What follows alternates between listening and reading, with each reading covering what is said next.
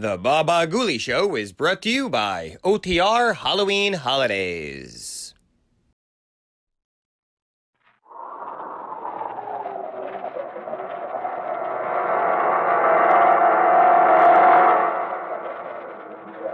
Dark fantasy.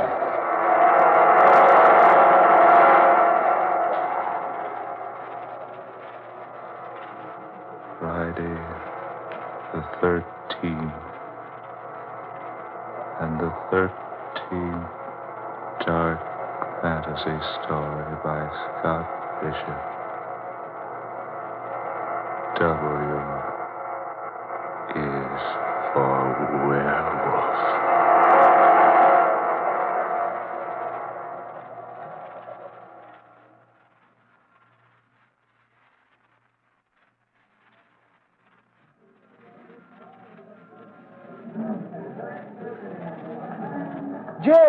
Jim Howard, over this way. Bill Andrews, you old pill roller. Golly, am I glad to see you. Well, Jim Howard, welcome to Cape Howe. You're just the medicine the doctor ordered. And you're the doctor. How are you, Bill? Never better. Say, am I glad to shake hands with you again? You're the same old Jim. 5 years haven't changed you a single bit. Well, I'm sorry. I can't say the same thing about you. You look tired, almost sick. I say you aren't ill, are you? Ill? Oh, no. No, I've just been working hard. Not much sleep lately. Come on, I've got a wagon waiting right over here. Wagon? Sure, nothing fancy about us. We'll take the wagon to the boat landing, and then we'll row over to my island. Say, now, wait a minute, Bill. Are you trying to rib me? What do you mean, your island? Oh, didn't I tell you? I haven't lived in Cape Howe for 3 years. I find it more pleasant and comfortable out on the island. But what island? Folks around here have another name for it, but don't mind them if you hear it. I call it échappé. Say that again, Bill. Échappé. Well, what's that, Scandinavian or Esperanto? French. Come on. Here's the wagon over here. Young John's waiting on the boat landing. Oh, I say, how is young John? Jim, I don't know. I'm worried about him. He's having trouble with his studies. Doesn't seem to like books and hates company. Well, I'd say he's more lonesome than anything else. It's more than lonesomeness, Bill. Ever since Bill Jr. died, he hasn't been the same. Angela and I were sorry to hear about Bill Jr. It's pretty sudden, wasn't it? Yes, pretty sudden. That's the way it is in this country, though. So much fever, so few conveniences. Oh, by the way, you say Angela and the child will be along in a few days? Oh, yes. You got my wire? Got it yesterday. I didn't know your sister lived at Lowston. Oh, yes, she has for years. Angela wants to visit about a week, and then she'll come on down here to Cape Howe by steamer. Oh, incidentally, old man, do you think this country's all right for the baby? Had her shots, has she? Oh, yes. Yes, I did everything you suggested in your letter. You know, that letter you wrote almost scared Angela out of coming. Oh. She said if it's that dangerous here, she doesn't think we should risk the child's life by bringing her here. Well, there's no danger at all if the child's been inoculated against the 3 diseases I mentioned. Well, I took care of that all right. You're sure there's no other danger? I've taken care of any other danger there might be. What do you mean? Just that. There's nothing in the world for you or Angela to worry about. Please believe me, Jim. Well, all right, old man, all right. Angela and I are on the first vacation we've had since we've been married. And believe you me, we're here to make the best of it. Good, that's fine. Come on, the wagon's waiting, see? Right over there.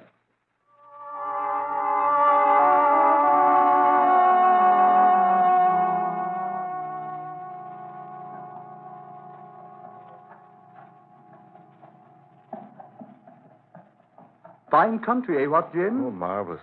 We've enjoyed the whole trip so far. Didn't even get seasick on the way across. Not even the baby. And she only a year old. And say, I'm anxious to see that girl. How come you named her Sandra? Well, that's one of Angela's favorite names. Pretty name, I like it. Oh, this is the blamedest means of transportation I've ever had to endure.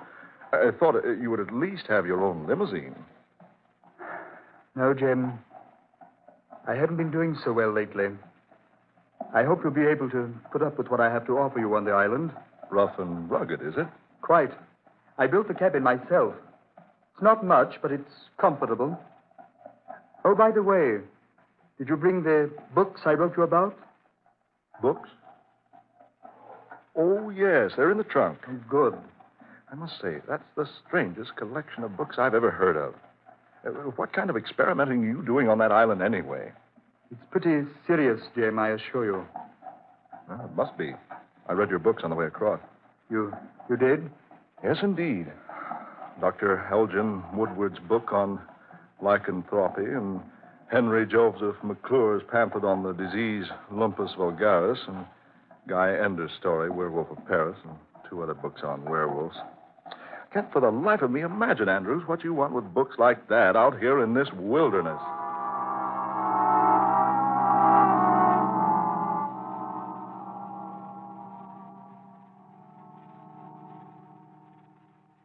All right, Jim, here we are. Oh, John, here's Jim Howard. You remember Mr. Howard, don't you, Johnny? Well, sure he does. How are you, John, old boy? All right. Glad to see you, sir. Oh, I say, where was that old smile I used to see? Here, let me shake your hand. No, sir. I don't want to shake hands. Oh, come on now. We're old friends, aren't we? No, Mr. Howard. Oh, I say, now. Jim, just a minute. Let go, Mr. Howard. There. Jim! Oh, there now. Shake just like old friends. Let go. Let go my hands, sir. Let go. Jim, please. I say. The boy's handbill. Come on, Jim. Into the boat with you. Come along, Johnny. Johnny, get into the boat, son. Yes, sir. Come along, Jim.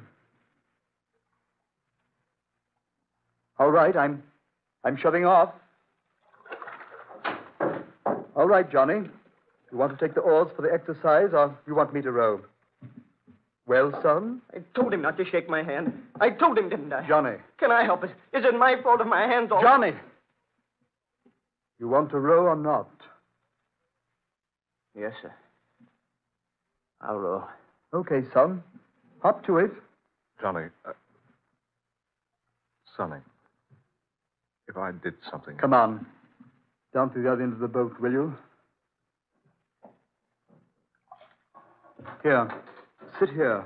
I say, Andrews, that boy's hand. Quiet. He's upset enough. But, Bill, the palm of Johnny's hand. Good Lord, man. It's all covered with a thick growth of hair.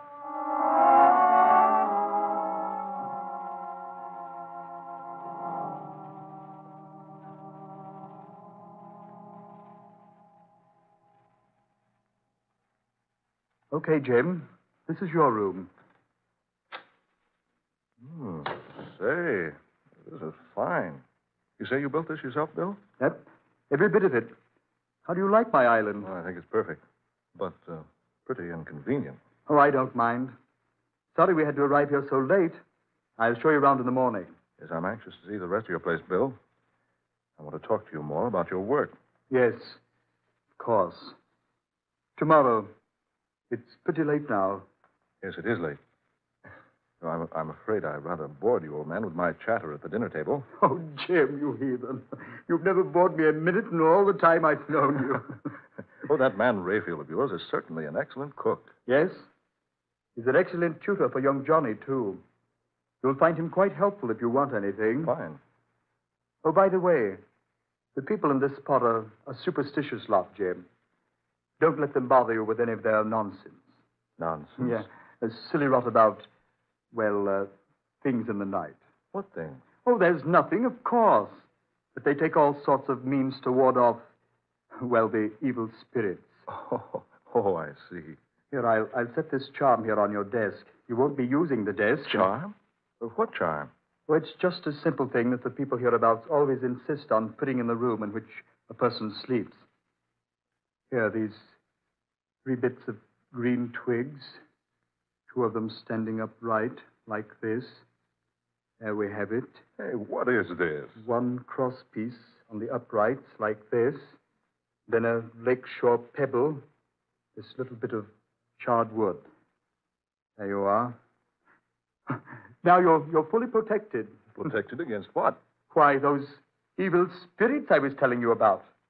And now just forget about them, Jim. I just put the charm here in case Rayfield comes in. He's very superstitious, and he'll never rest until he's made a charm for you himself. Well, all right, but I still... Now, just forget all about it. Just a whim of Raphael's. Good night, Jim. Night, old man. See you in the morning. Right. Bright and early. You need a spare blanket. There's one in the closet there. Right, Bill. Good night. Pleasant dreams.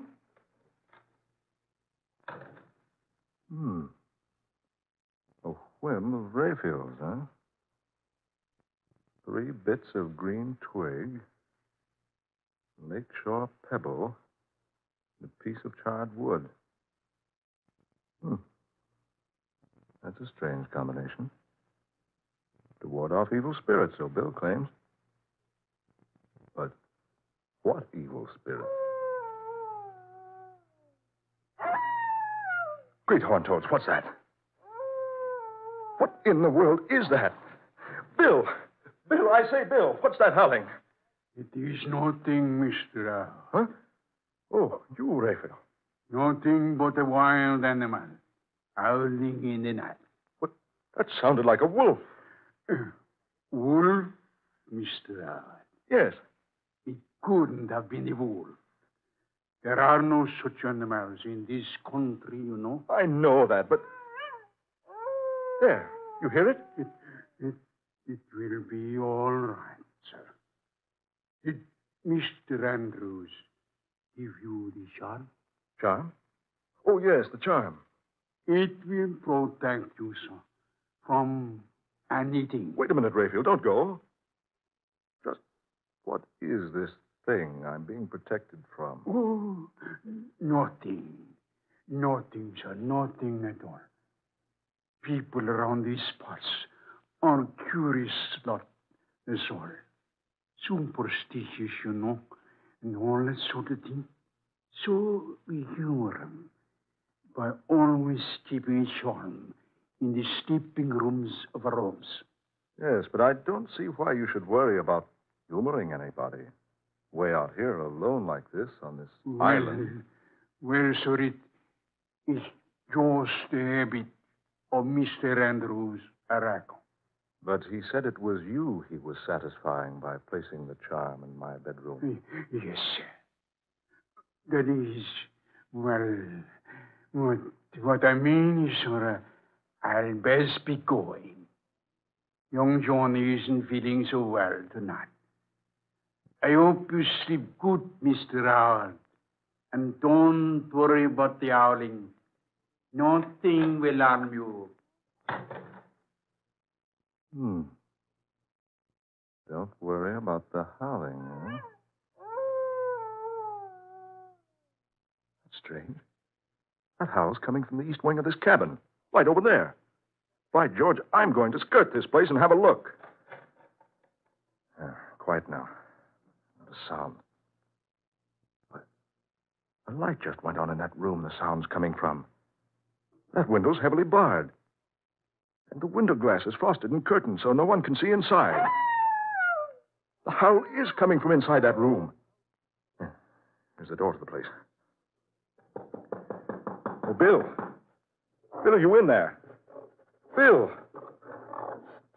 Some animal in there, all right. Bill. Andrews, are you in there? Whatever it is, it's trying to get out. Bill. Bill, are you all right? Are you in there, old man? Bill, are you in there? Bill! Yes, Jim. What is it? I just wondered if you were all right. I heard that animal howling, and I thought that... Animal? What animal, Jim? Don't tell me you didn't hear it. You weren't by any chance dreaming already, were you, old boy? But the howling came from inside that room. Say, you have been hearing things. I certainly have. Just before you opened the door, I heard an animal sniffing and whining and scratching at the door. Oh, now, Jim. A joke's a joke. But I'm not joking. Well, come on inside and look for yourself, then. Does anybody use this room? Certainly, it's young Johnny's. He and Bill Jr. had the room together before we lost Bill Jr. Bill? I'd swear there was an animal in here a moment ago. Normally, Jim, I'd be a little confused by what you're saying. Well, the long trip.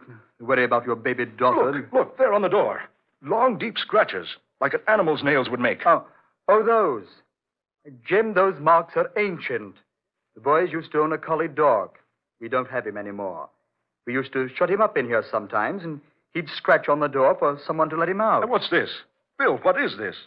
A long, heavy chain, securely fastened to the metal bedpost, and a huge leather collar on the other end. Yes, that was the collie's chain and collar. We've never removed it from the bed.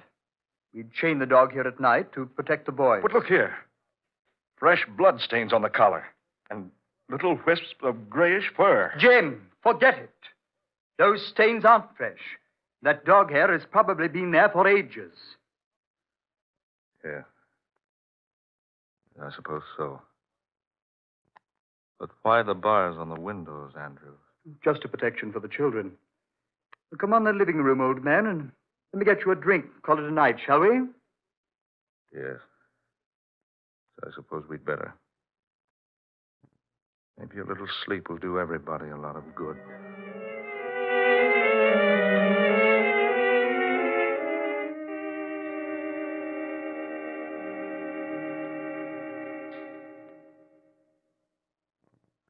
Angela, I can't tell you how happy I am to have you and Jim here to visit me. Oh, we've looked forward to this for 6 months, Bill.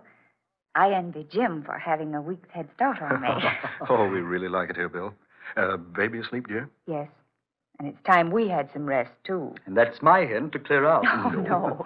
Oh, I forgot. I'm going over to the mainland. I'll be back by morning. Anything wrong, Bill? Oh, no, not a thing. Jim, may I ask a favor? Certainly. That watch charm you're wearing, solid silver, isn't it? Why, yes, it is. Do you think you could give it to me? Give it to you? Why, of course. I have a very special reason for wanting it.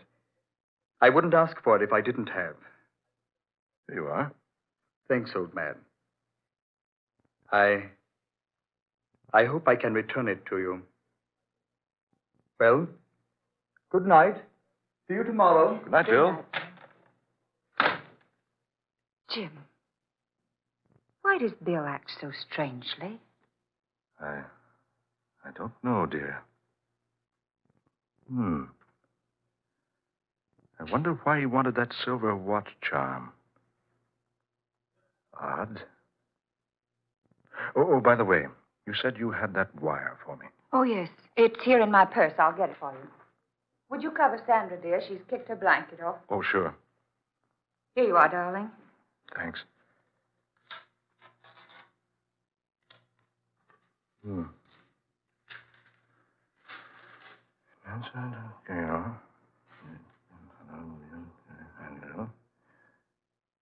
Say, Angela. Yes, dear? Listen. In answer to your cable, I have been able to learn that the grandfather of William J. Andrews was shot in France almost half a century ago by an angered mob. His grave was recently opened, and instead of the remains of a man, investigators found the almost perfectly intact body of a strange beast, somewhat resembling a wolf. Jim, no. Just what I thought.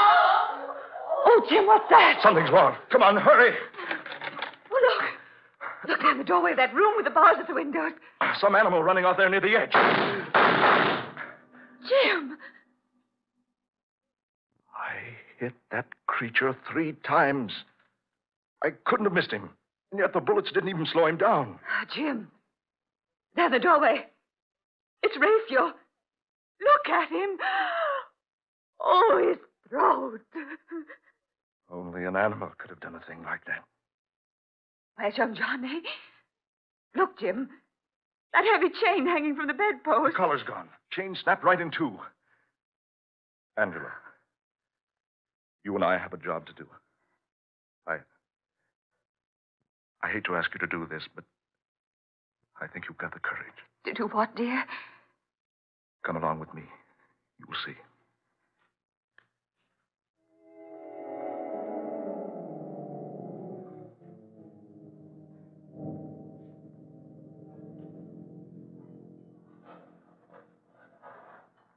about ready to get the lid off the box now? Oh. Steady, Angela. Steady. Oh, this seems terrible. Desecrating Bill Jr.'s grave like this. Digging up the casket. If I'm wrong about this, well, we'll see. Hand me that bar. That's it. Now, hold the light over here now, Angela. Just another nail or two.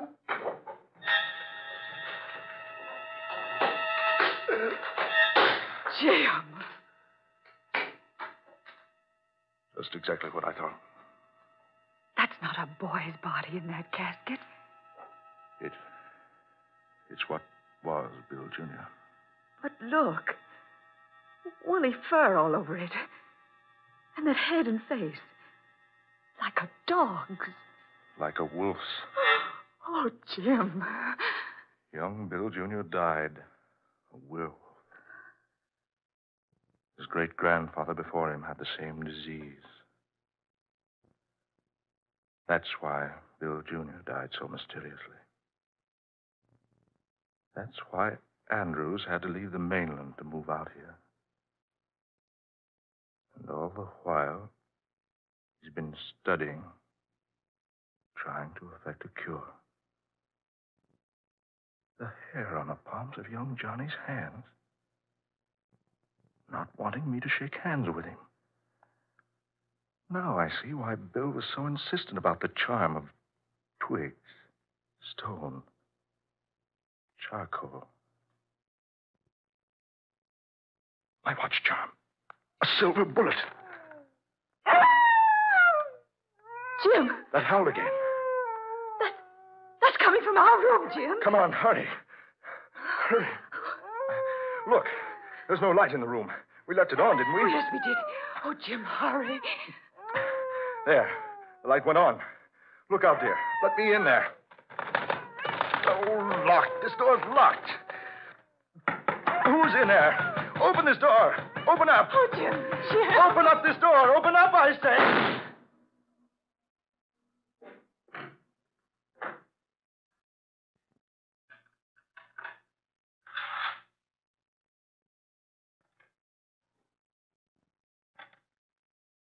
Bill. Everything's finished now. Young Johnny is dead.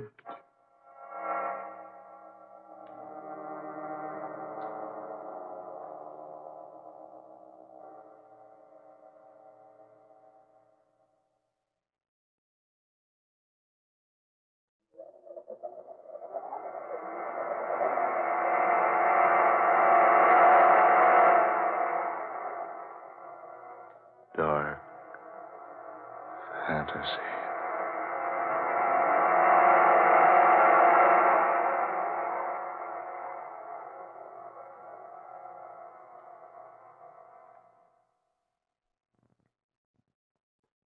Friday the 13th. And you have heard Scott Bishop's 13th original tale of dark fantasy. W is for Werewolf. Ben Morris was heard tonight as Jim Howard. Garland Moss was Bill Andrews. Eleanor Naylor Corrin took the part of Angela Howard. Fred Wayne was Raphael. And Don Stoltz played young Johnny. Next Friday night at this same time, listen to the 14th in this series of dark fantasy dramas. An intriguing, exciting story called A Delicate Case of Murder. Written by Scott Bishop.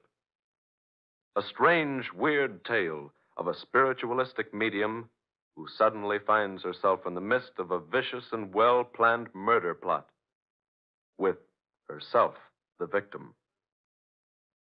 Murder and fantasy combine to produce one of the most eerie adventures you have ever heard in A Delicate Case of Murder.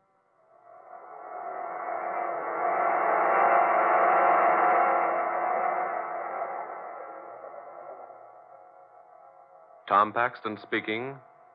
Dark Fantasy comes to you each Friday night from WKY, Oklahoma City. This is the National Broadcasting Company.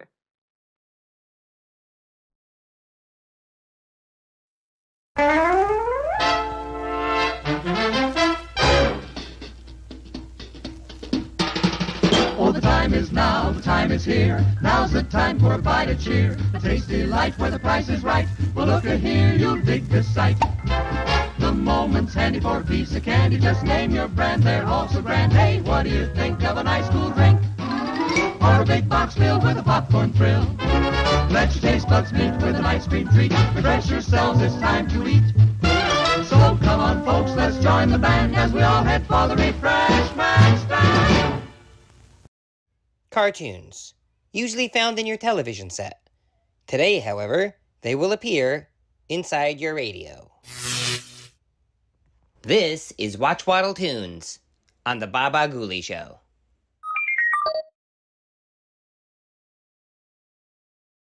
Next up, some music from Duran Duran. Yeah! Oingo Boingo. Yeah! And Flock of Seagulls. Yeah! All right here on the oldie station. Oh. Now my hip hurts. And now, from the Scurry Forest Archive, some classic Watch Waddle cartoons.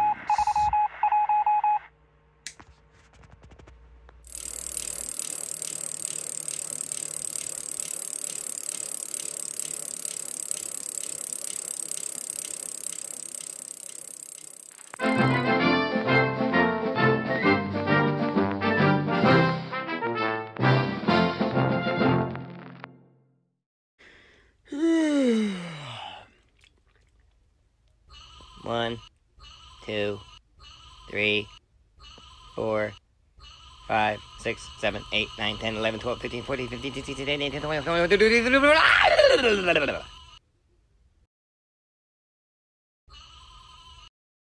One.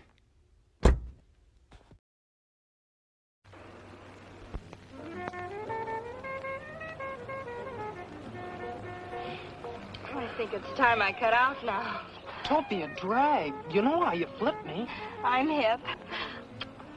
So? So leave me here. If my father dug this scene, he'd put small round holes in your head.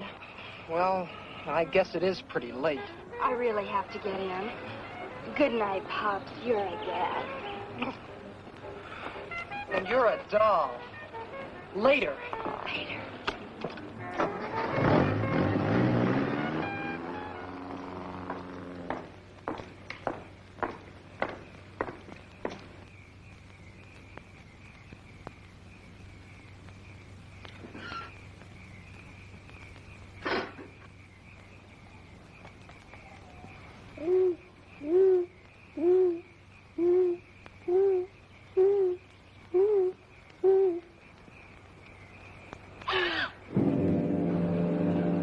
Hello?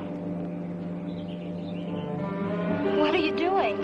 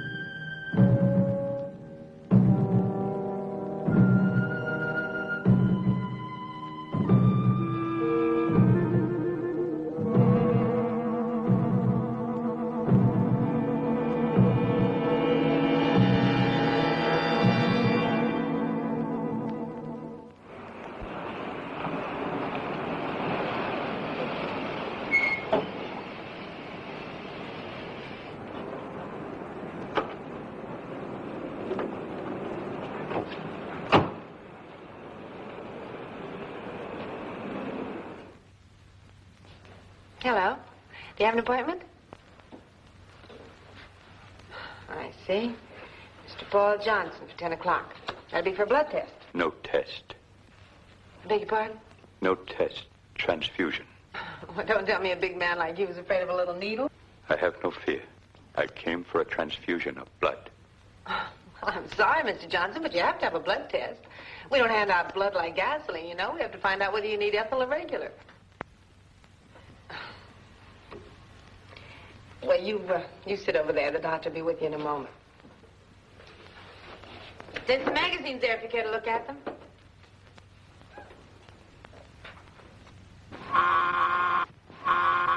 Dr. Kavanaugh wanted in pathology. Dr. Kavanaugh wanted in pathology. Oh, doctor, this is Mr. Johnson. He's here for an immediate transfusion. I see. Well, Mr. Johnson, we'll look you over right away. Nadine, will you take him into the lab and run his tag? Oh, no, he's having a fast pine on the fly. No test. Would you come inside, please?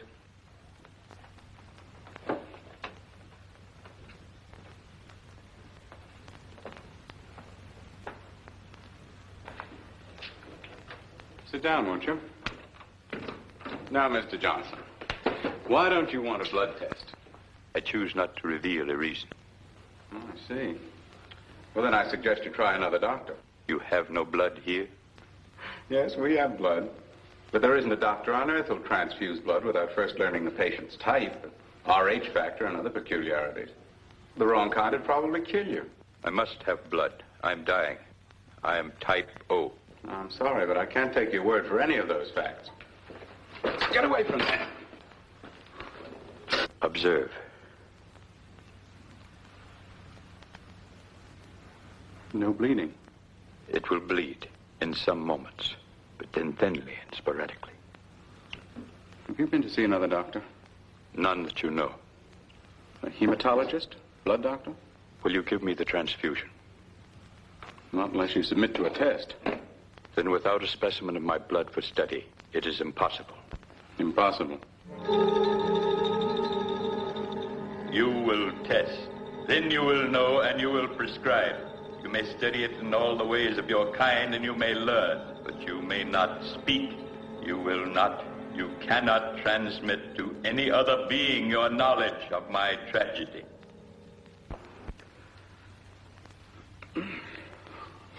I've had a terrible headache. I am ready for your test. Well, I'm glad you changed your mind. Take off your coat. Well, this won't hurt. Fantastic.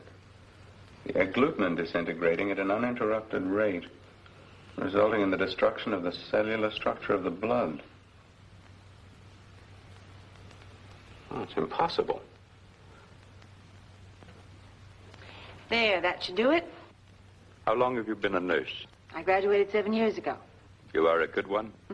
That's no question to be asking a nurse. You relax now. I'll be right back. Wait. Do you work always in hospitals, or may you treat private cases? Well, I special occasionally. That is good. I would like you to work for me. Oh, you would? Doing what? Preserving my health. Seeing to it that I do not expire. Mr. Johnson, no one in this wide world can guarantee life. Nor in any other, I fear. No, I suppose not. What monies do you receive for the work of your profession? Mr. Johnson, that's a very personal question. It is. If you will serve me, I shall pay you $200 each week. Let me tell you something, sir. No nurse would dream of getting $200 a week. Well, it's ridiculous. Besides, it has the sound of something very unethical. Would it still be unethical if Dr. Rochelle asked you to serve me? Well, if Dr. Rochelle assigned me to your case, I'd take it. I see. Would you ask the doctor to come to me? Yes, Mr. Johnson. And you're to administer 500 cc's of typo every night until further orders from me. Yes, Doctor. Just what is wrong with him? Well, it's very interesting. He has... I'm not positive. There are indications of internal hemorrhage. I see. How long does he have? I don't know. I'm doing everything I can. From now on, it's in the hands of God.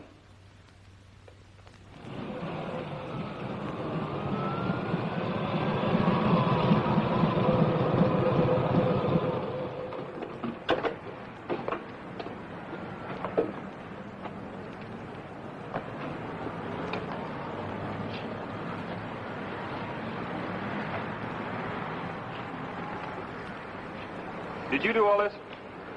What? Mister, well, I've got to hand it to you. I've never met anyone who commits so many violations all at once. He seems aggressive. Why? I'll talk to him, Mr. Johnson. You get in the car. I know him. Thank you, mister. Now, don't start writing until I explain. How do you plan to explain away a no parking sign, a fire plug, a red zone, and the wrong side of the street? I think this man's won himself a ticket. He's in a critical state. Now, you put away that pad and stop playing stormtrooper. I've got to send this man home. You say he's critical, Sunshine. He's critical, but I'll just tag along, see that he gets there safe and sound. Then maybe I'll take you in. Why? I haven't done anything. Why not? Here, buddy, you might enjoy a little light reading.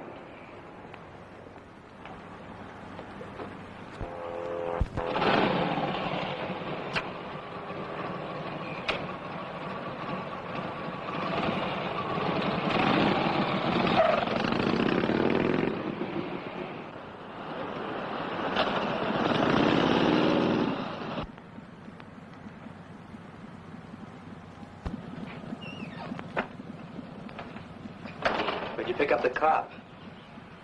He followed me from the hospital. I told you not to go driving a car before you learn how. Come into the house, Jeremy. I want you to prepare a room. You having company?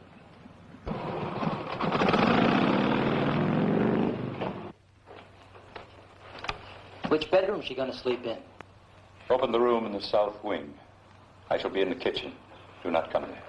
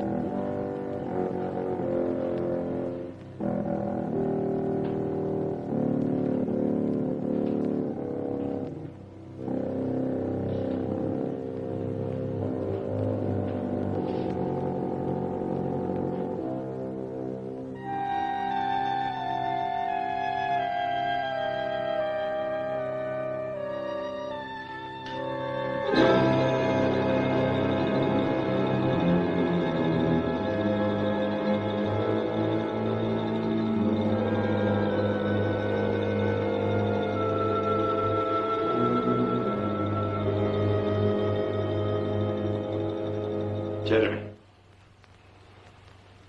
I did not pay you to spy on me.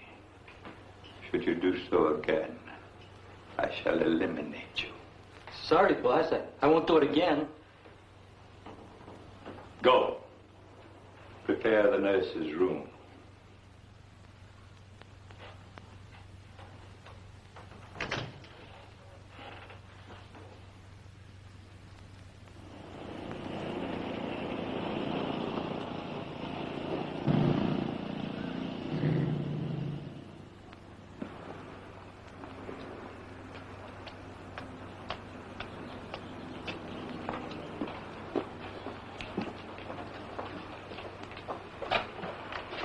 You're expected.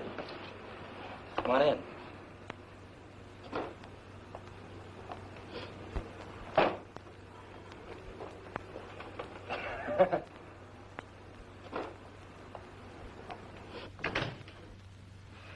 Johnson's in the living room.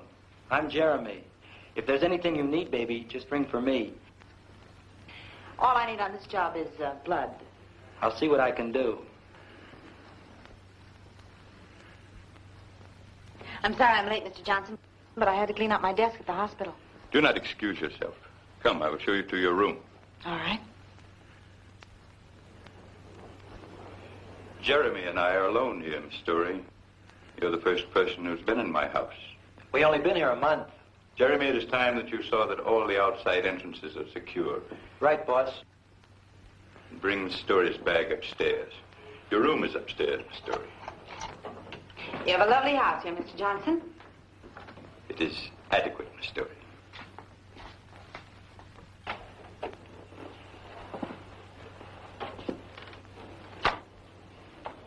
Here you will sleep. I've received blood this day. You will have no further duties until tomorrow. Then I'll say good night, Mr. Johnson.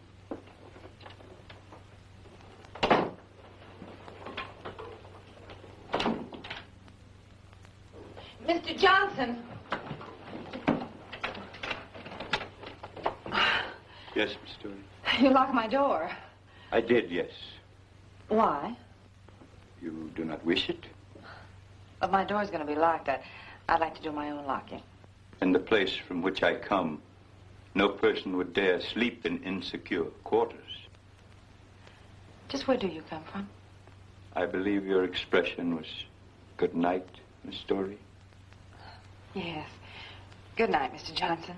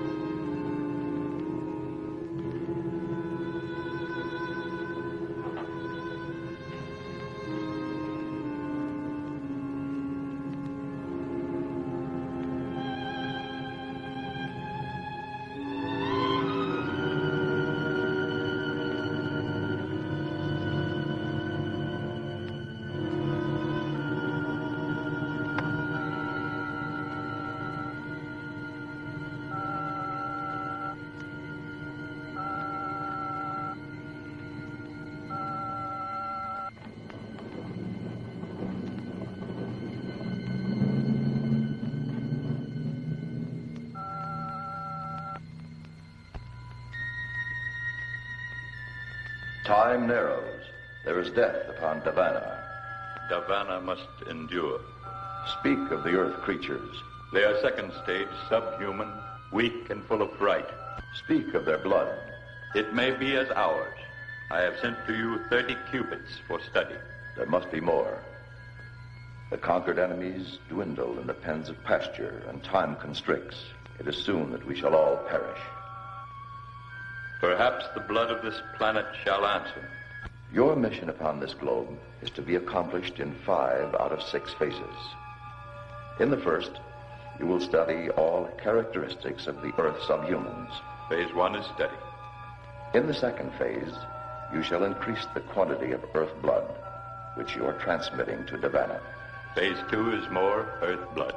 For phase 3, we must have a live specimen, a subhuman to be used in vivisectory research. Phase 3 is a live specimen. You are phase 4, in which Earth blood value will be determined by your survival or your death. Phase 4 is my life or death. If Earth blood preserves your life, phase 5 will be the conquest, subjugation, and pasturing of the Earth subhumans upon your order. Phase 5 is conquest, subjugation, and pasturing if I live. Phase 6 will be the utter obliteration of this planet by your order, dependent upon the anticipated failure of your experiment. Phase 6 is destruction of this planet if I am to die. Phase 6 concludes the instructions. Phase 6 concludes. I am returning.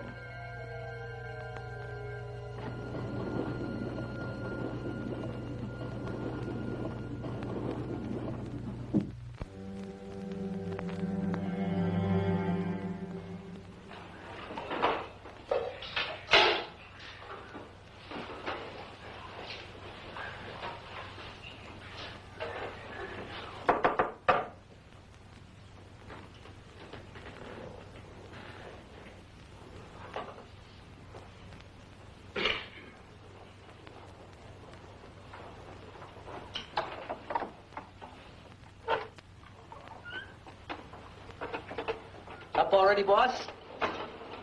After you've taken Miss Story her food, prepare the automobile. You will take me to the public library. I hope you eat something this morning. I'm getting sick of throwing away good food. Anything else, boss man? No, nothing.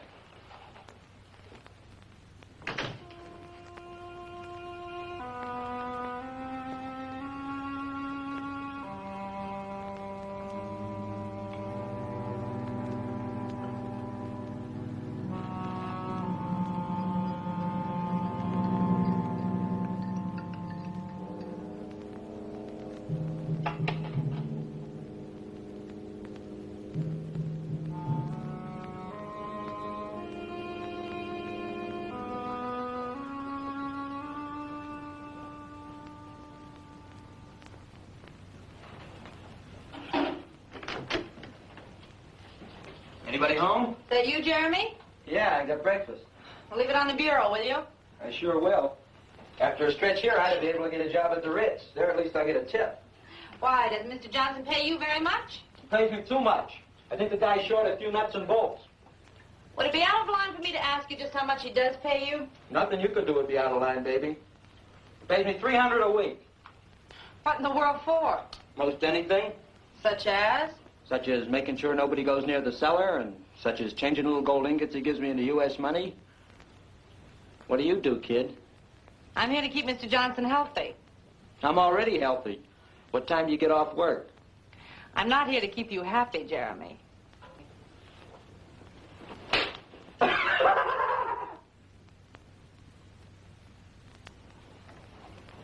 Mr. Johnson, you strike me as a very healthy man. I am pleased.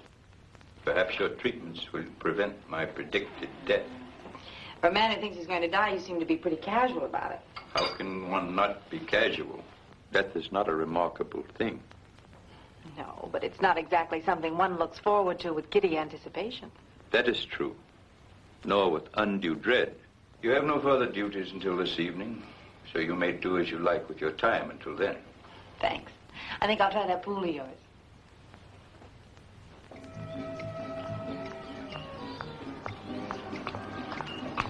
You're gonna get yourself wet. I think everybody in this house could use a little exercise. Well, save me a little water for when I get back from town. I'll do that. You could probably use it. Hey, I've got a hook and line inside. Maybe I ought to go get it, huh? Huh. I'm afraid, Jeremy, you just haven't got the right bait.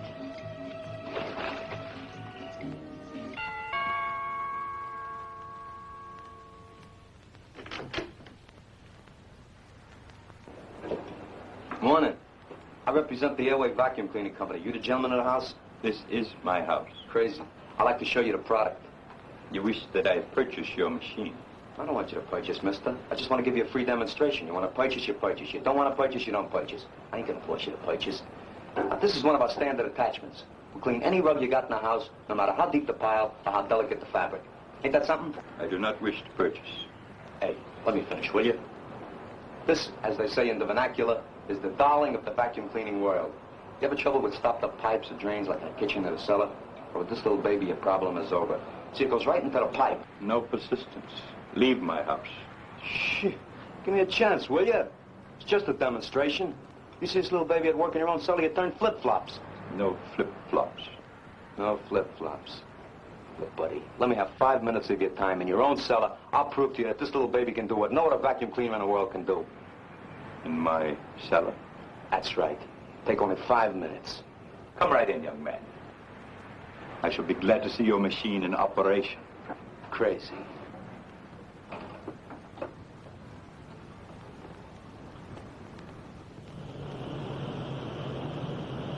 Now, will you just take a look at the dirt in that drain pipe, buddy? Ain't that a shame?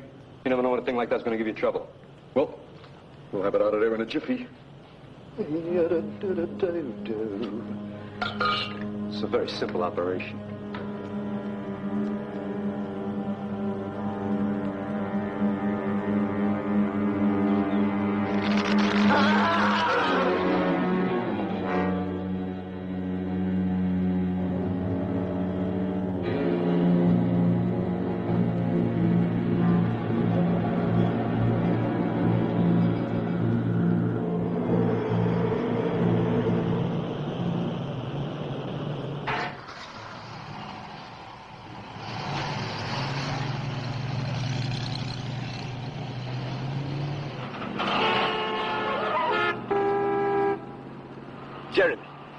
I've ordered you not to sound the warning horn or make any high decibel noises while near me. Sorry, boss. The jerk cut me off. Jeremy, who are those gentlemen? Those aren't gentlemen. Those are bums. Bums? Those characters have hit the bottom of the barrel. They live from one day to the next just for a shot of cheap hooch. They're unfortunate. Unfortunate? They're happy. Give them a little wine or a bottle of hair tonic and they're tickled pink. He is, too. What'd you say, boss? Nothing. Jeremy, I want you to invite three of those gentlemen to dinner tonight. Dinner? Are you kidding? Tonight, Jeremy. You'll proceed to the library. Well, anything you say.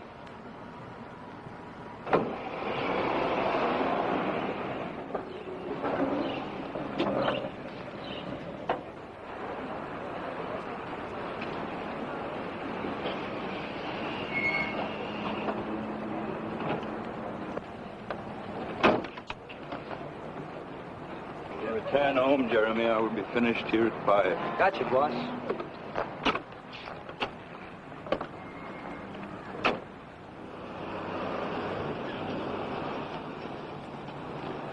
Car laid up, Doc?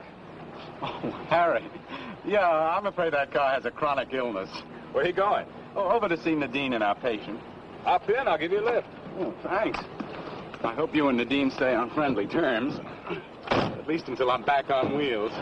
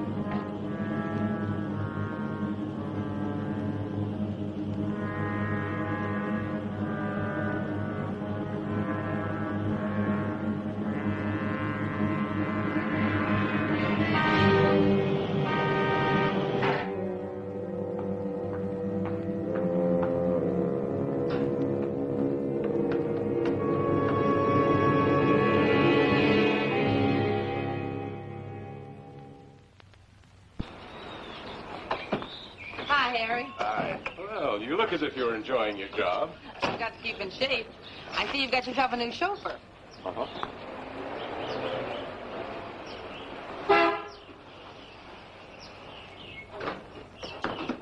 Clear the road, will you? Well, if it isn't Pittsburgh Perrin, the riot of every cell block. Officer Sherborne. Classmates? Yeah. Jeremy here spends his summers with us. What's he doing here? Jeremy, ask the doctor to come into my house.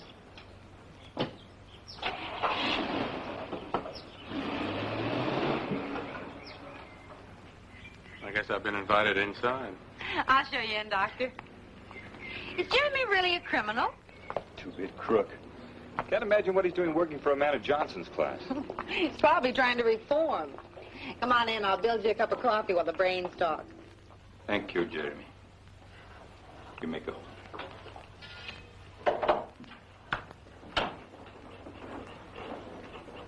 I assume, Doctor, you have further scrutinized my blood? I certainly have, Mr. Johnson. And there are many questions I'd like to ask you. That desire is predictable. How many answers you receive, however, is not predictable. Have you spoken to anyone of this? No, I feel it best to keep it an absolute secret. An excellent feeling, Doctor. Can you tell me anything that I do not know? I can tell you this. Your blood is different from any I've ever studied in my entire career. In what way? In the first place, no man on earth should be able to live with such a low count of red corpuscles as you have. Continue. In the second place, your blood's behaving in an impossible manner. The agglutinins breaking down, destroying the basic structure of the blood itself. The result is evaporated blood. Well, that's an oversimplification. Blood within the veins couldn't possibly evaporate. The more precise term would be... Evaporation as a term will suffice, Doctor. Have you found a cause? Not yet. But you think you will? I may. I'm already neglecting my other work to devote all my time to this problem. God forbid such a dreadful new plague should strike the earth. Yes. God forbid. You seem already aware of what's happening to you. I am aware, Doctor. If a cure is not soon forthcoming, the blood of my body will turn to dust and I will die. As a doctor, it's my job to try to cheer up the patient. That is an infantile attitude, Doctor. Continue your studies and return to me again when you have learned more. Yes, perhaps I shall learn something soon. I feel that time is the great element in this case. Time is indeed the only element, Doctor.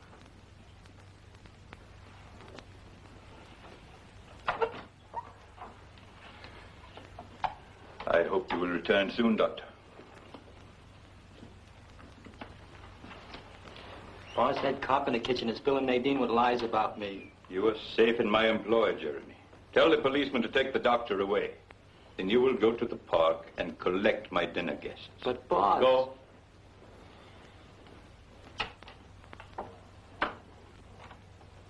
Can I pick you up at 7?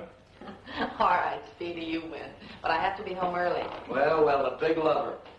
What's your angle here, Pittsburgh? It's straight. The doc is waiting in the car for you, Flatfoot. It better be straight, buddy. Because from now on, I'll have my eye on this place. See you tonight. Okay. Lousy cop. Jeremy, I'm disappointed in you. You have such an honest face. Did you swipe my bathing cap? Because I can't seem to find it. No. I gotta go now.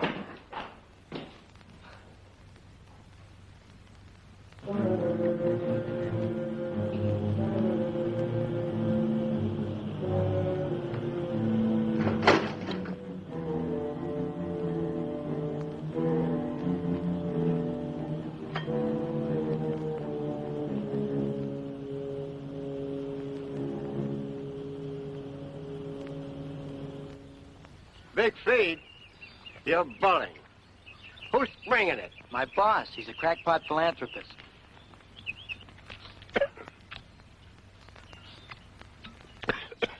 Any chaser? You get a free fifth of French cognac when you leave. I'm with you. Got a couple of friends?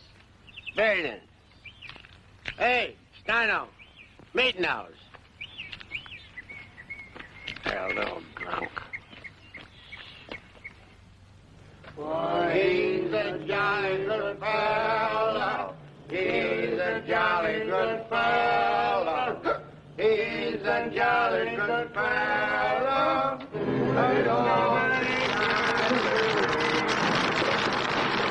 They're dead drunk. Why would anyone want to be a cop? Or a nurse. There must be something about helping people that gets into characters like us. Couldn't be the money. Or the hours. Do you like this job you're on? Yeah, it's different. They all are, but this one's especially interesting. Johnson's some kind of a foreigner, isn't he? He's got a dialect, but I can't place it. I'll have to ask him. He sure is a cold one. It's cold and odd and brilliant. He has a fantastically powerful mind, and yet he seems unaware of the simplest things. Like how to park a car. Why does he wear those glasses? I don't know. Can't discuss my patient's condition, you know. I'm interested in the condition of a certain nurse. Don't worry about me. Did you ever try and tangle with a nurse? No, but I've seen a couple of heavyweights take their count when they try. There's a few things in our training that might surprise you. You want to bet? I guess this is your house.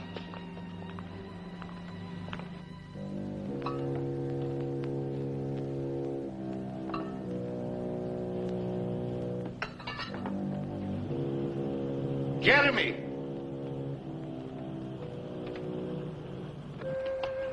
Thank you, Harry. I had a wonderful evening.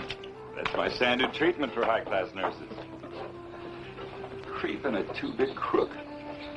I don't like the feel of this place. Be careful in there, Nadine. Oh, I'll be all right. I'm a big girl now. Sure. Good night. Good night. Take the case directly to the living room. In return, here, I have further duties for you. Carefully. It's in here, King Farouk. Are you ready for your transfusion, Mr. Johnson? It's almost that time. I will be ready in an hour. Come to the living room then. All right. This night I am transmitting the blood of Phase 2. The study of Phase 1 is in progress. Within 24 Earth hours, I shall locate and transmit the live specimen of Earth subhuman, as you have instructed. I have no information on my own probability of life or death.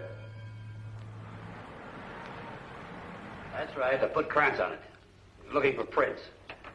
Probably won't find any. Yeah. Yes. Yes, sir. The same neck punctures as on the others. All right, Lieutenant. I'll let you know the minute we hear a thing. That woman was the 12th, wasn't she? 13th. It's a miracle the papers haven't put them all together. I can just see those vampire headlines. Any break in the case yet? Nothing. This killer is a fiend of the most diabolical kind. Interested in only one thing, blood. What can he do with it? He's no idiot. He has an ugly device that burns through the victim's eyes. Burns the brain right in the skull. Then he takes the blood. 13. Maybe more. Missing persons rate's gone up sharply. The Airways Vacuum Cleaner Company's got men out looking for a door-to-door salesman. They probably don't want the salesman. They want the cleaner. Oh, don't worry, George. You'll crack it. Crack it? I can't even scratch it. All I can think of is who'll be next.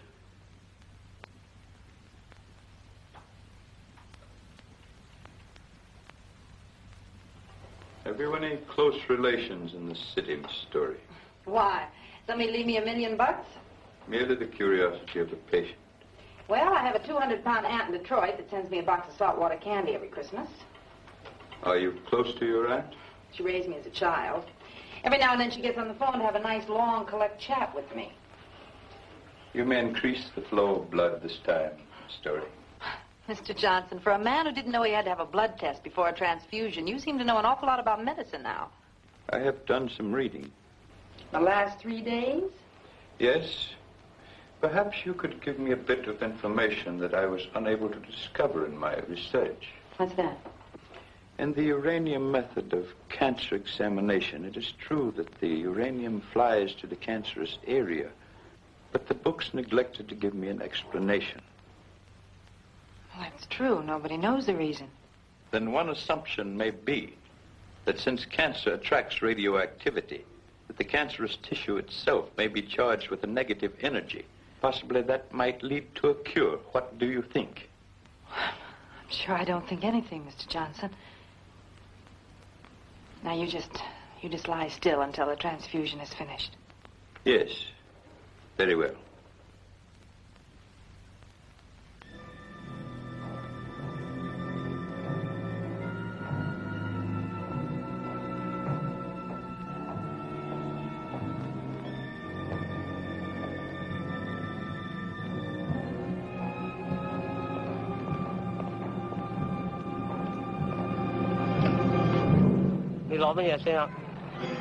Gunno Lila. Lila. I have brought the specimen. He shall follow me back through the beam. With his transmission, Phase 3 is completed. Phase 3 is completed. Phase 1 near completion. Soon you must complete Phase 4. There's destruction within the Council of the Northern Orbit. Destruction? Rule is dissolving. Independent action increases on a 73-degree tangent. The result of Phase 4 shall be known to me in 3 of the Earth solar days. I shall return to Nevada and tell them so. It must be no more than 3 days. Gunno Lila.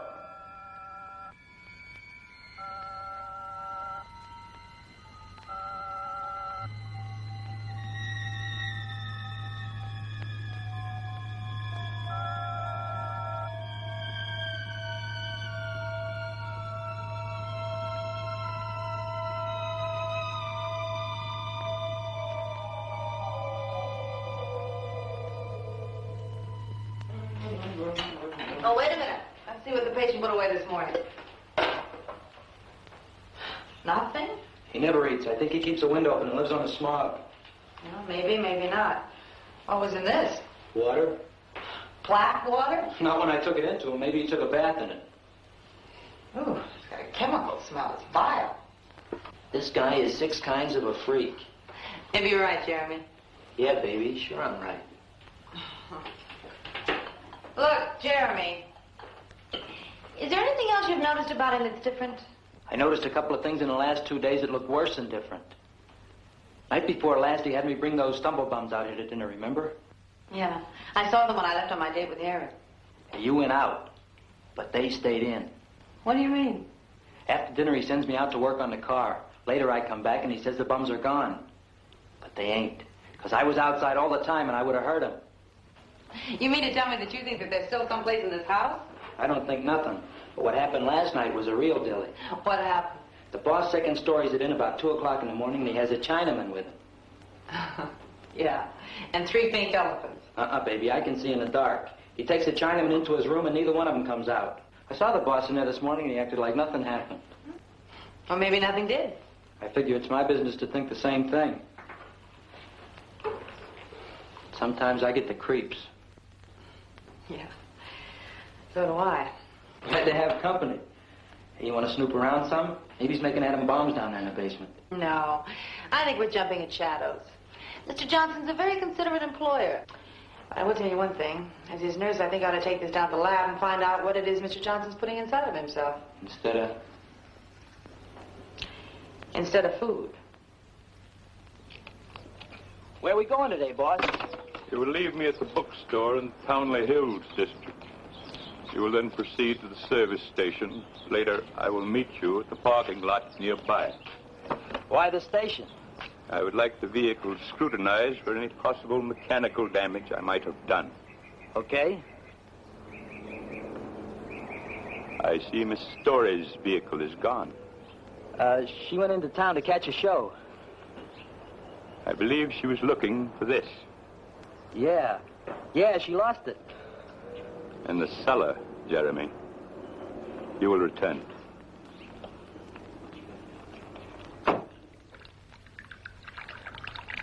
Do you have any idea what it is? No, none at all. Where'd you get it? That doctor's a secret I'll let you in on later. Let's just say it's a food supplement a friend of mine developed. A food supplement?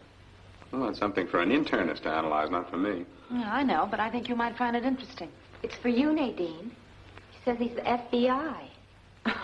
All right. I'll be right there.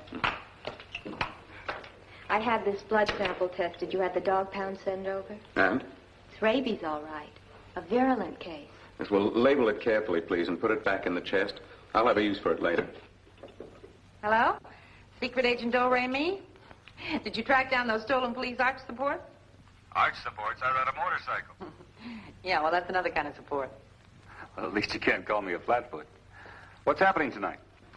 Well, there's supposed to be an eclipse of the moon in Johannesburg, South Africa. What say we eclipse the stake? I'm on night duty. Go on at 9. All right. Okay, down. Pick you up at 6. Bye. Bye. I was going to ask you to come back here at 8 tonight. I should have those tests run by then. Oh, I did want to see the results of those tests. I'll tell you what, Harry will probably take me to the El Dorado. Do you know the place? Very well. Well, then I'll make sure he takes me there. And when you get the final results of the supplement, come on over and have a bite with us. I'll do that. Okay, I'll see you later.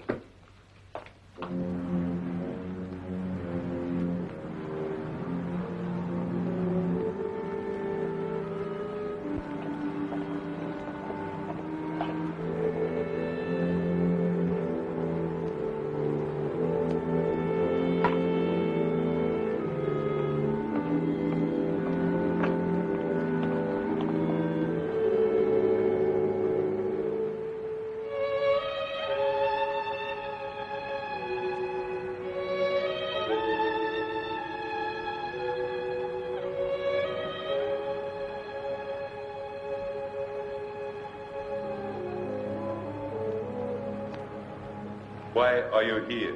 I escaped. I came through the beam in your dwelling. Penalty for using the dimension warp is immediate dispatch. I had to do it. I had to escape the mob. What has happened? The wars are finished. The blood supply vanishes. The enemy captives have been taken from pasture, killed, and their blood removed on the spot. I had to escape or perish. You were justified. You shall not be punished for using the dimension warp, and you may help me to expedite my work here. I shall help you. You are the recorder. I sent a live specimen through the beam with the courier.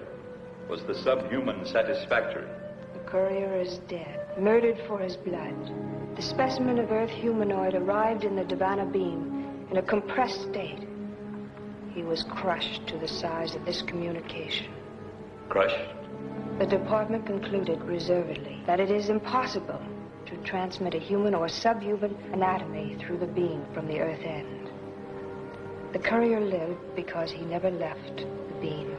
If the conclusion is correct, you and I will be unable to return to Divana. However, I shall send another specimen this night.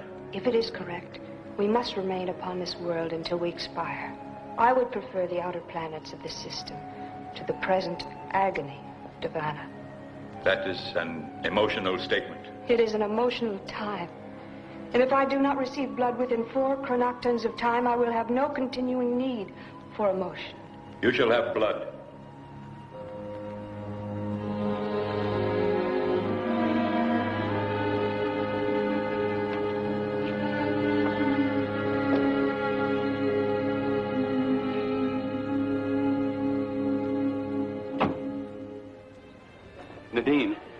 Nadine, you've got to tell me where you got that stuff. Oh, hello, Harry. Hello, Doc. Where? From a friend? Your friend must be an amazing person.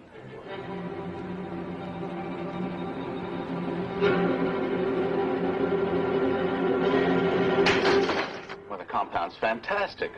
Not only does it contain every vitamin known to man, but a few I've never even seen before. And it has the basic food structures concentrated with bulk, roughage, energy, and diet control, all in the same molecular structure. Do you mean that he's combined all of this into one primary unit? Yes. Who's he? Mr. Johnson. Oh. Well, let's see what they have here for a hungry man. Do you think it's possible to reproduce Johnson's unit? I think we've discussed this sufficiently. Now, I guess I'll try the breaded veal cutlets. This place looks like an exhibit from a Vocal Age museum. This world is as ours was of that time. Your observation is correct. Lie there on that plain. I shall bring the blood.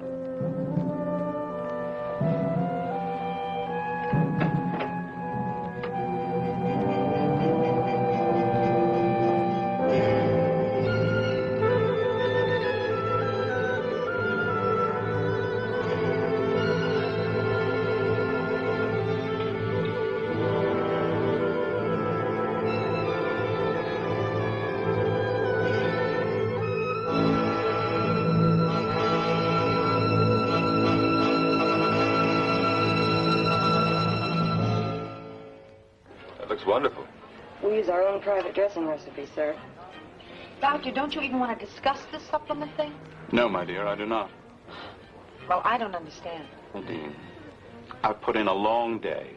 Now, I've described the compound to you. That's all there is to it. I'd like to eat my dinner and get back to the clinic. I'm with the doctor. All right, let's get on with the salad. It is finished. Do you feel relieved?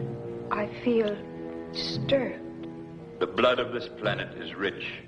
Soon you will find strength. Rise. We must leave this place. There is activity within me. It will pass. We proceed to your dwelling? No, we are too similar. There is a hotel 50 decabeds in that direction. I will be alone among the subhumans. I do not know how to behave. A clerk will speak to you vocally. You must remain in a state of lingua receptivity and imitate his sounds and meanings. You will remain in contact? I will come to you at the hotel place on the noon of the Earth's star.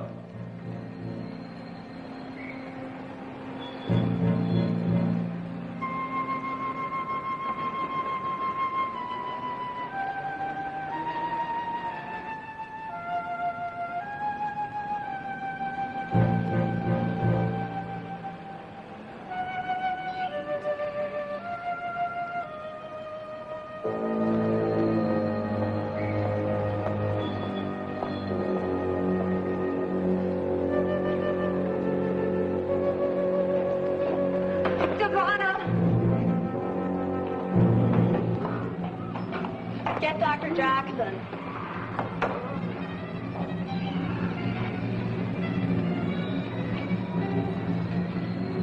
She's still alive. Let's get her to my office. I'll take a look at this. She's slipping, Doctor. Oh, massage her arms. No, she's still alive. Look at her glasses. They're just Yes, like... I know. I'll take those glasses off.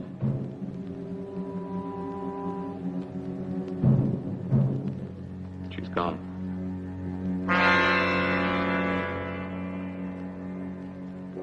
Get an ophthalmologist. And call the coroner's office. Sure have had a lot of cars parked here tonight. The $1. Thank you. Hold. You will come with me. I must have a second live specimen.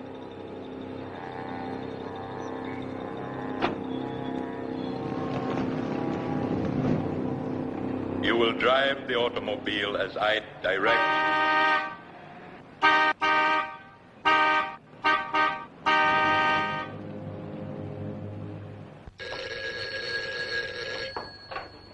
Hello? Honey, I've been trying to reach you for 10 minutes. Well, I just got in a second. What's up? I'm at Dr. Rochelle's. A woman died in the hospital tonight. Yes? Is Johnson there? I don't know. Look, Nadine, I want you to get out of the house right now. Harry, what are you talking about? The woman who died. She had no eyes. At least not like ours. I don't follow you. She wore the same kind of glasses Johnson wears. Nadine, I don't think he's a human being. Harry, have you been drinking? Look, if I didn't have to go on duty in a half hour, I'd come out there and get you myself. Just take my word for it. Johnson's dangerous and get out of there. Well, look, maybe you have got something. I'll tell you what. You stay there until just before you have to go on duty. I'll see what I can find out on my own, and then I'll call you back. Are you nuts? Beat it out of that place. Goodbye, doll. It is impossible for you to escape. Come to me. I hear you. You can't hurt me now. It doesn't work now. It's a lie. I am not so injured.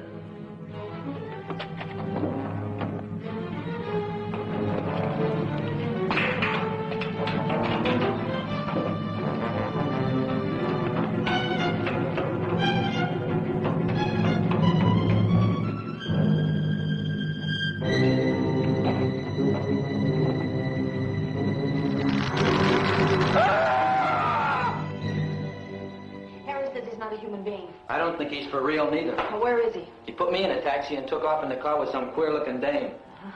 Well, this gives us a chance to search the house. Come on, let's try the living room. We better make it snappy. Find anything? Not yet. How about you? What's this? Never seen anything like it. Good. Maybe we hit something.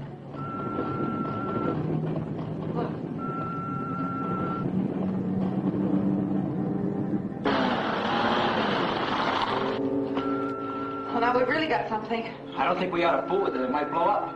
What's that? There's something here you can't get your hand through. What is this thing? I don't think I want to know. Whatever it is, no one on this world ever made it. You mean the boss is some kind of man from Mars? I don't care what he is, but I think we ought to smash this thing. You couldn't bust through that with a 20-pound sledge. There's nothing we can do about this. I'll stay here. You go down the cellar and see what you can find. Okay.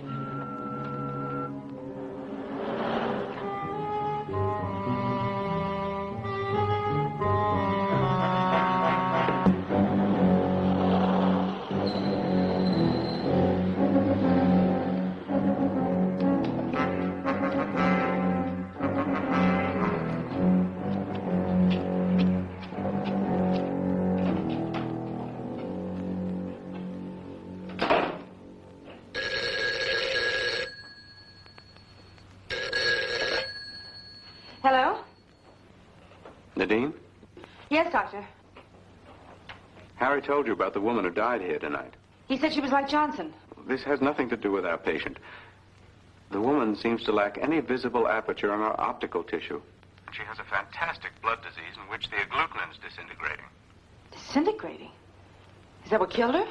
No, she died of rabies. What? I've been experimenting with the blood from a rabid dog. Someone injected that same blood into her tonight, at least an hour ago. The impossible part is that she lived through the transfusion. Who would do such a horrible thing? Someone who knew that she needed blood desperately and didn't know what kind of stuff he was pumping into her. I say it was Johnson. Doctor, do you think Mr. Johnson is suffering from the same disease as this woman? I will not discuss Mr. Johnson. Why? About this woman. I think I know the cause and treatment of her disease. You do? Yes. Apparently, the victim has lived in an area that's been constantly charged with radioactive material. It was this atmosphere that affected the blood.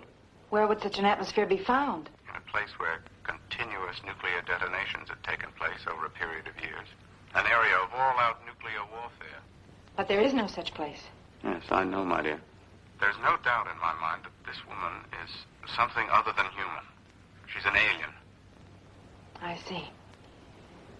What would be your treatment? First, removal from the toxic atmosphere, and then a complete change of blood. Would this cure Mr. Johnson? I'm not speaking of Johnson. But he fits your description. Nadine, please. Dr. Rochelle, does this man have some kind of a power over you? Has he threatened your life or something? Nadine, I really must hang up. I have a great deal of work to do. Look, Dr. Rochelle, The doctor is no longer in contact with the story. Mr. Johnson. Remain in your room.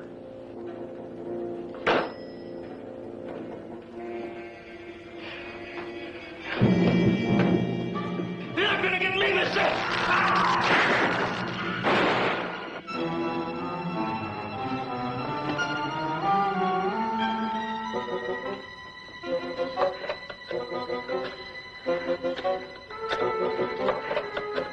Do not run from me, Nadine.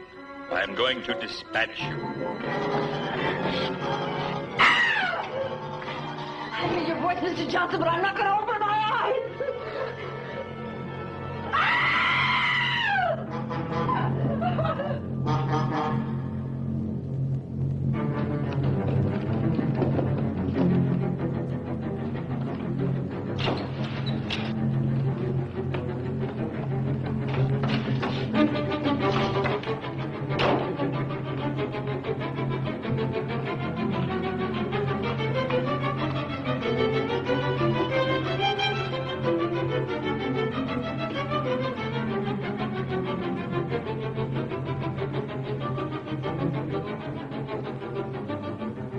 There is no place for you to hide.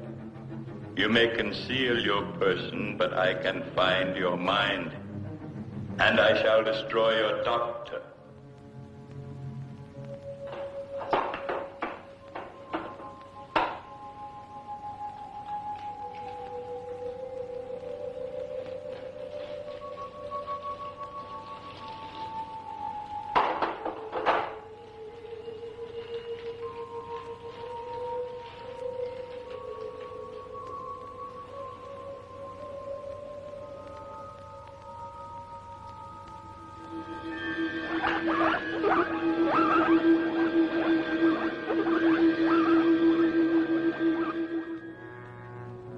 Nadine, I am coming.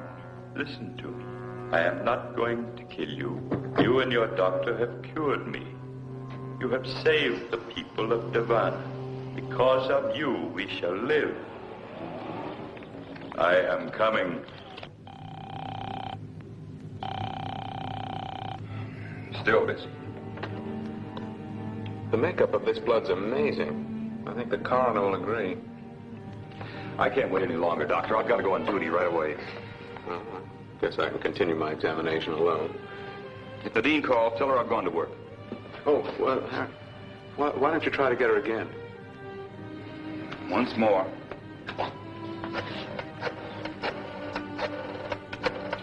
To think of her under the same roof with that monster. Mr. Johnson is no monster. I can't wait. Good night, Doctor. Good night, Harry.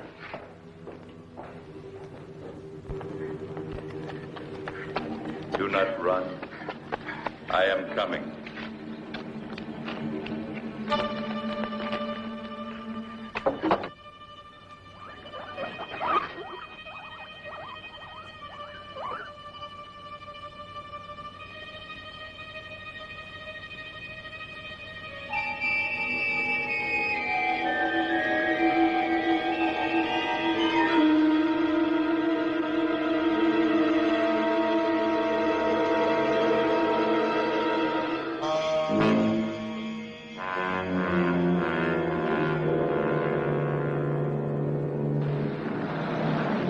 know me, Nadine.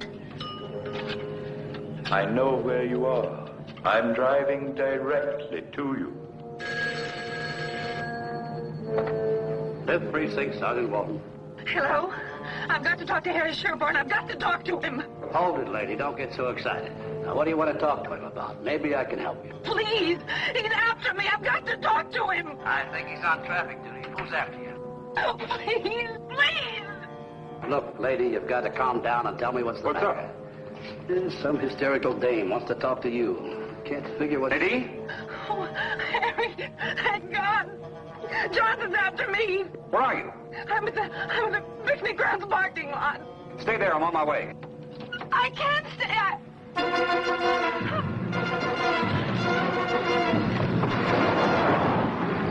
Nadine? Nadine! I'm going out there. Take Simmons with you. Simmons!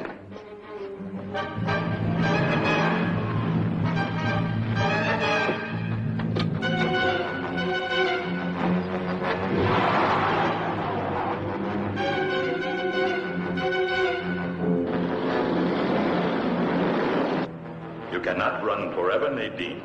Your friend cannot help you.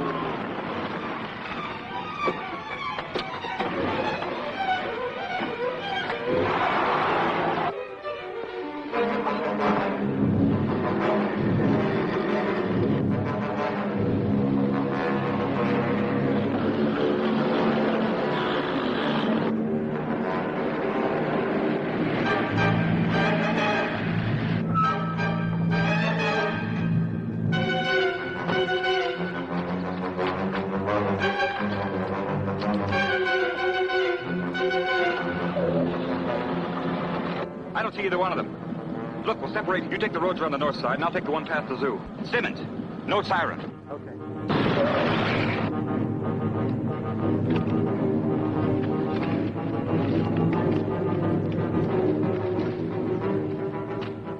Stop running. Stop running. Stop running.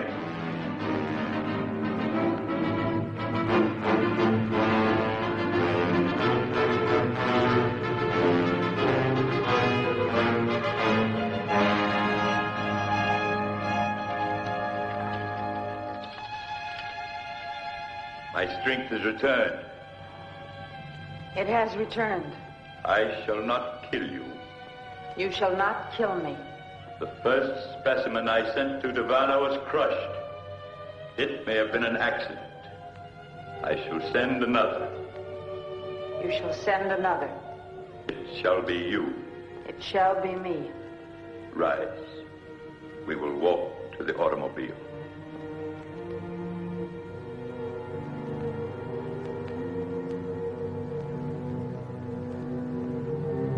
I am about to be attacked. Return to my house. I shall dispose of the intruder. Return to the house and enter the transmission beam in the living room. Return and enter the beam. When you are inside the beam, slide the power lever. It will send you to Davana. It will send me to Davana.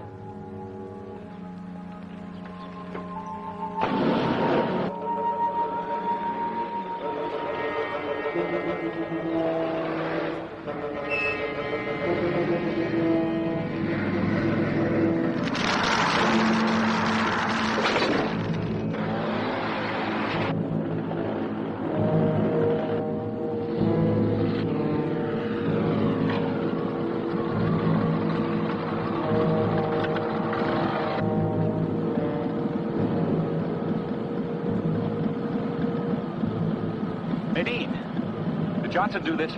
Yes. How? With his eyes. Is that him? Yes. Are you all right? I'm all right. Stay here. I'm going after him.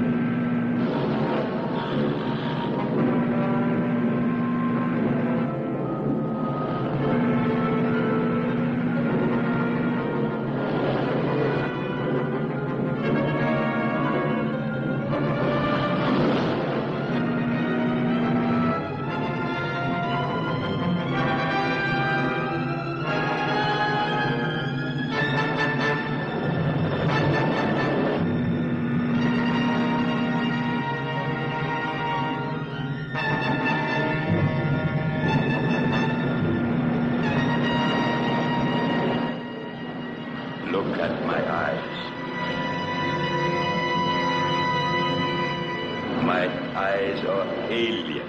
Look at them.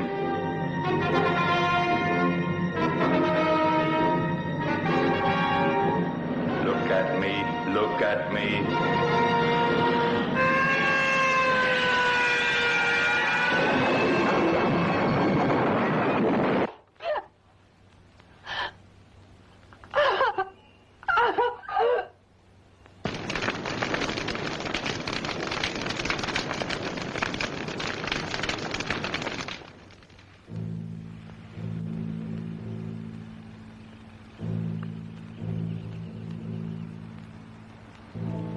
In a way, I feel sorry for him. Why sorry? Buried so far from home, so far from everyone he knew. I can't feel sorry for him. He had no emotions as we know them. It was a foreign thing come here to destroy us. Thank God he tried too hard. Come on.